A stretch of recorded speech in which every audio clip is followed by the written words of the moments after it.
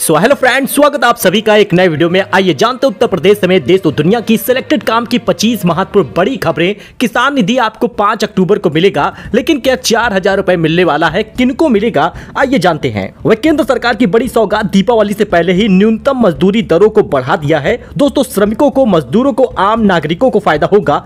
अब दुकानों के नेम प्लेट को लेकर 7 दिन की मोहलत मिल गई है। इसके साथ ही और कई सारे अपडेट है, नई जानकारी है जो जानेंगे एक एक करके। तो चलिए शुरू करते हैं।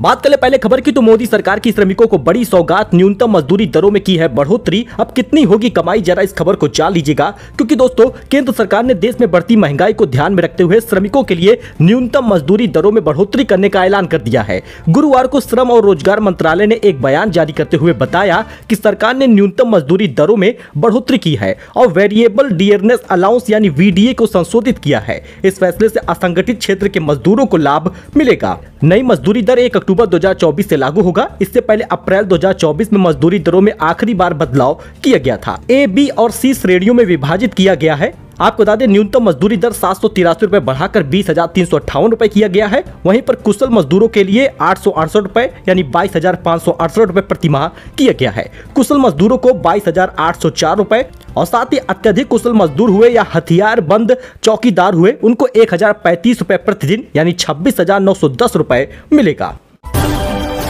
तो अयोध्या में दुकानों का नेम प्लेट को लेकर 7 दिन की मोहलत दी गई है। होटल ढाबों पर सख्त हो गई है योगी सरकार। नेम प्लेट को लेकर अयोध्या प्रशासन एक्शन में आ गया है।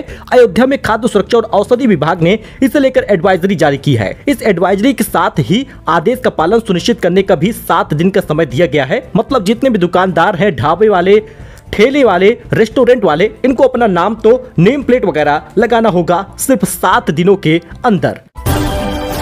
आधार कार्ड संशोधन नहीं होने पर महिला ने किया हंगामा। पोस्ट ऑफिस कर्मचारियों के ऊपर की पत्थरबाजी, बोली कर्मचारी ने बदतमीजी कर निकाला है बाहर। जी हां, आधार कार्ड संशोधन इस समय काफी ज्यादा हो रहा है, क्योंकि आधार संशोधन के बाद ही राशन में ई-केवाईसी कराई जाएगी। राशन कार्ड में ई-केवाईसी का लाभ मिलेगा। चाहे बुजुर्गों को पेंशन लेने का लाभ हुआ, वो भी उसी से मिलेगा। इस वजह से काफी ज्यादा भीड़ आधार कार्ड के सेंटरों पर हो जाती है और मारामारी हो रही है।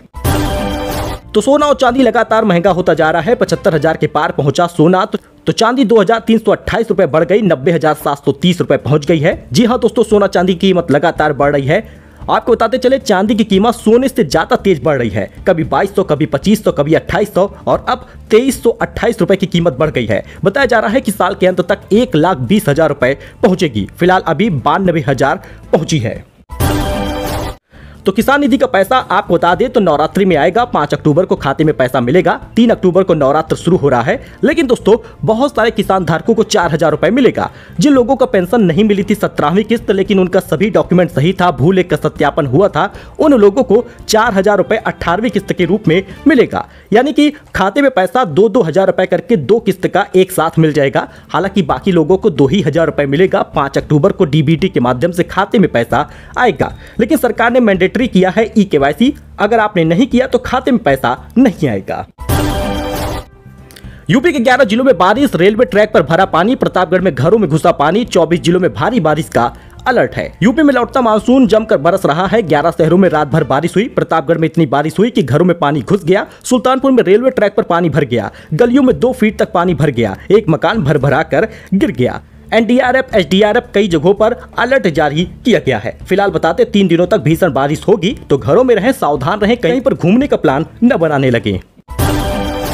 तो दोस्तों, व्हाट्सएप लेकर आया है गजब का फीचर। वीडियो कॉल में अब आप सुंदर दिखेंगे, बैकग्राउंड भी बदल पाएंगे। नए फीचर में जानिए क्या क्या मिल रहा है। लोकप्रिय मैसेजिंग प्लेटफॉर्म व्हाट्सएप अब वीडियो कॉलिंग के साथ फिल्टर और बैकग्राउंड का विकल्प भी लेकर आ रहा है। यूजर इनकी मदद से कॉलिंग के दौरान खुद को सुंदर दिखा सकेंगे। जी हाँ दोस्तों, कई सारे अपडेट आ रहे हैं। मेटा की ओनरशिप वाली मैसेजिंग प्लेटफॉर्म व्हाट्सएप का इस्तेमाल दुनिया भर में करोड़ों यूजर करते हैं और भारत में इसका बड़ा यूजर फेस है। इसकी मदद से चैटिंग और फाइल शेयरिंग तो होती है, लेकिन अब आप और सुंदर दिखेंगे, बैकग्राउंड भी बदल पाएंगे। नया फीचर आ रहा है।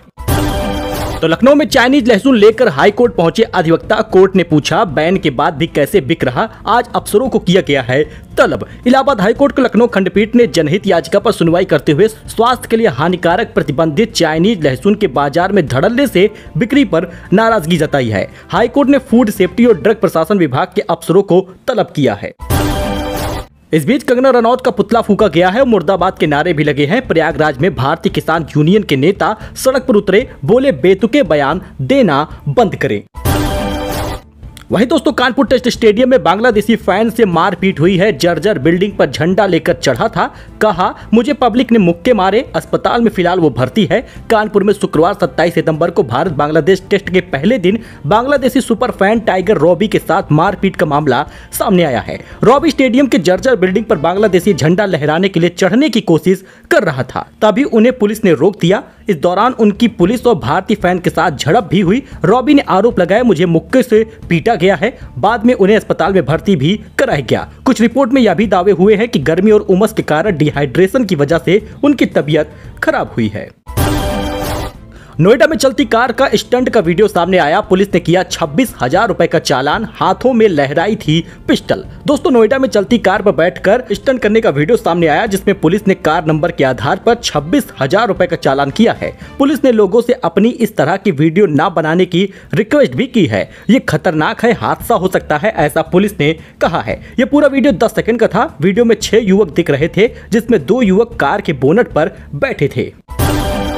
वही दोस्तों बड़ी खुशखबरी, पेट्रोल डीजल के दाम जल्द कम हो सकते हैं। 5 अक्टूबर से पहले बड़ी खुशखबरी मिलेगी, आम नागरिकों को बड़ा लाभ हो सकता है। मार्च में कच्चे तेल की कीमत 12% घटी थी। पेट्रोल डीजल पर कंपनियों की कमाई 15 रुपए लीटर तक बढ़ी है। यही कारण है कि देश में पेट्रोल डीजल के दाम कुछ कम हो सकते हैं। इससे ऑयल मार्केटिंग और रिफाइनिंग कंपनियों का मार्जिन बढ़ा है। इसकी वजह से पेट्रोल डीजल के दाम 2-3 रुपए तक कटौती होने की गुंजाइश है। मतलब ये बताया जा रहा है कि 2 से 3 रुपए तक की कीमत घट सकती है प्रति लीटर। देश के 13 राज्यों में 100 रुपए लीटर महंगा है पेट्रोल। तो इंडियन रेलवे की तरफ से बड़ी खुशखबरी, दिवाली छठ को लेकर यात्रियों की हो गई बल्ले बल्ले। रेल मंत्री ने सुना दी है खुशखबरी। जी हां दोस्तों, रेल मंत्री अश्विनी वैष्णव ने शुक्रवार को छठ पूजा और दिवाली के अवसर पर यात्रियों की यात्रा को आसान बनाने के लिए देश भर में अतिरिक्त कोच और विशेष ट्रेन चलाने की घोषणा की है। इसकी वजह से यात्रियों को बड़ी खुशखबरी मिल गई है। जी हां, 108 ट्रेन में जनरल कोच बढ़ाए जाएंगे। छठ पूजा और दिवाली स्पेशल ट्रेनों के लिए 12,500 कोच मंजूर किए गए हैं।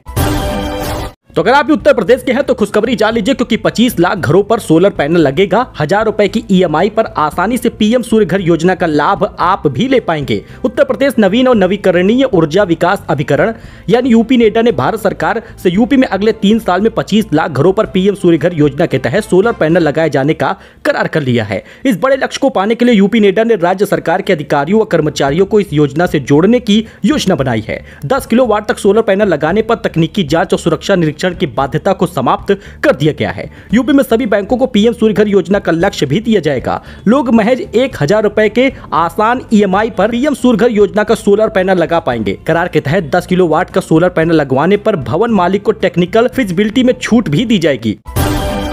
अग्निवीरों को नौकरी में 15% आरक्षण दिया जाएगा, ब्रह्मोस्त्र देगा। फैसला लेने वाली पहली कंपनी बन गया, वजह भी आपको बताई है। जी दोस्तों, भारत और रूस के संयुक्त वेंचर ब्रह्मोस्त्र एयर स्पेस प्राइवेट लिमिटेड ने फैसला लिया है कि वो अपनी कंपनी में कम से कम 15% तकनीकी पदों की अग्निवीरों के लिए आरक्षित करेगा।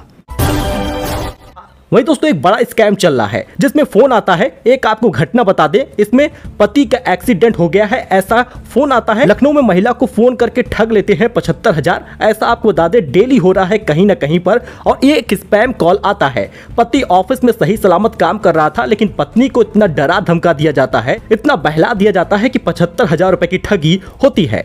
लखनऊ में साइबर जालसाजों ने एक महिला से पति का एक्सीडेंट बताकर ठगी कर ली है। तो India Bangladesh test match ticket counter पर फैंस की भीड़ लगातार बढ़ रही है। 5 दिन में बिक चुका है 1 करोड़ रुपए से ज्यादा का टिकट। सबसे ज्यादा स्टूडेंट गैलरी की डिमांड हो रही है।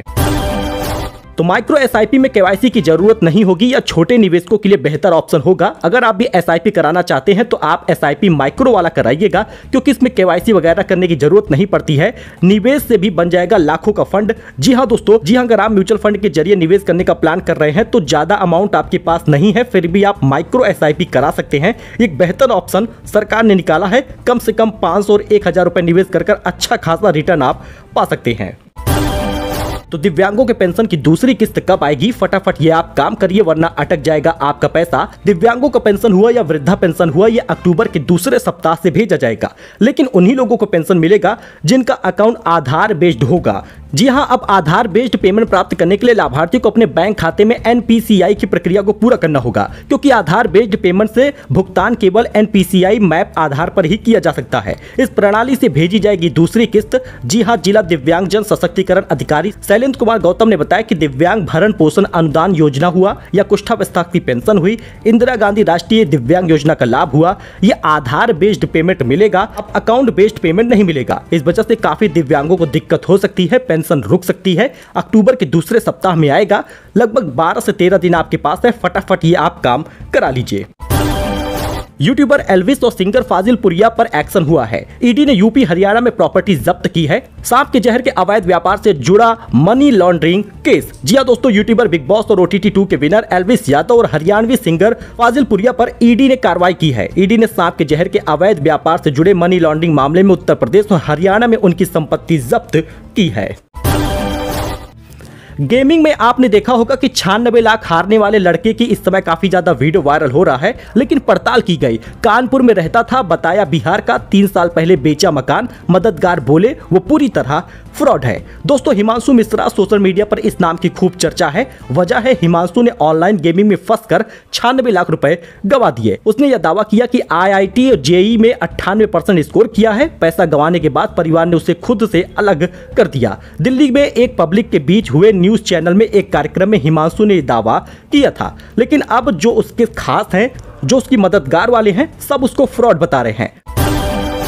वाराणसी में धीरेन्द्र शास्त्री बोले, यहाँ हरे झंडे दिखाई दिए बारिश में भीगते हुए। भक्तों से पूछा, भारत को हिंदू राष्ट्र बनाना है कि नहीं। जी हाँ, वाराणसी में बागेश्वर धाम छाए हुए हैं। धीरेन्द्र कृष्ण शास्त्री ने कहा, यहाँ आते समय मुझे हरे झंडे दिखाई दिए। वो किसी एक धर्म को टारगेट कर रहे थे। भारत को हिंदू राष्ट्र बनाना है कि नहीं, ऐसा उन्होंने पूछा। तो सुल्तानपुर में धर्म परिवर्तन कराने वालों को नहीं मिली राहत। जिला जज ने 2 आरोपियों को खारिज की जमानत। पखरौली गांव का मामला है। सुल्तानपुर में जिला जज जयप्रकाश पांडे ने धर्म परिवर्तन कराने के 2 आरोपियों को जमानत प्रार्थना पत्र निरस्त कर दिया है। घटना कोतवाली देहात के पखरौली गांव की है। जिला शासकीय अधिवक्ता रामाचल मिश्र ने बताया कि 15 सितंबर 2024 को पुलिस की सूचना मिली थी कि पखरौली गांव की दलित बस्ती में अच्छे लाल के घर पर तमाम लोग जुटे हैं, वहां प्रभु यीशु की प्रार्थना हो रही है। फिर उसके बाद क्या था, केस हुआ, FIR हुआ, गिरफ्तारी भी हुई है। तिरुपति बालाजी के लड्डू में चर्बी मिलने के बाद अब राम मंदिर के प्रसाद पर भी शक है। इलायची दाना जांच के लिए भेजा गया है। अयोध्या राम मंदिर का प्रसाद इलायची दाना जांच के लिए भेजा गया है। मुख्यमंत्री जन सुनवाई पोर्टल पर मिली शिकायत के बाद खाद्य सुरक्षा विभाग ने सैंपल लिया है। सो दोस्तों, ये कुछ अपडेट था, नई जानकारी थी। आई होप कि आपको ये पसंद आया होगा। वीडियो पसंद आया हो लाइक करिए, सब्सक्राइब करिए, हमारे साथ जुड़िए for latest news, for latest खबर। फिलहाल के लिए इतना ही, धन्यवाद।